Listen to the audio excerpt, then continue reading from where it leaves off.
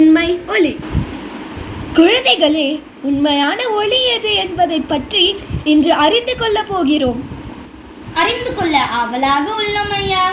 பிறப்பின் அடிப்படையில் எல்லா உயிரும் ஒன்றே. பசி, தாகம், தூக்கம் ஆகியவை எல்லா உயிர்களுக்கும் உண்டு. மேலும் இரவும் பகலும் மாறி மாறி வருவது போல வாழ்வில் இன்பம் துன்பமும் மாறி மாறி வரும். இப்பொழுது உங்களை ஒரு கேள்வி கேட்கட்டுமா?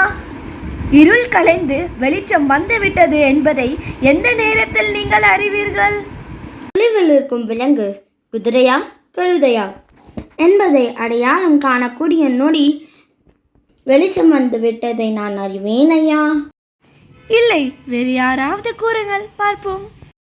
தூரத்தில் இருக்கும் மரம் ஆலமரமா அரச மரமா என்பதை அடையாளம் காணக்கூடிய நேரத்தில் உண்மையாக விடிந்து விட்டது என்பதை அறியலாம்.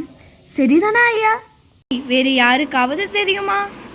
எங்களுக்கு தெரியவில்லை ஐயா, தாங்களே கூறிவிடுங்கள். ஒரு மனிதரை காணும் போது இவர் என் உடன் பிறந்தவர் என்று எப்போது நீங்கள் உணர்கிறீர்களோ அப்போதுதான் உண்மையான ஒளி உங்களுக்குள் ஏற்படுகிறது என்பது பொருள். இரவும் பகலும் வெறும் கால வேறுபாடுகள் தான்.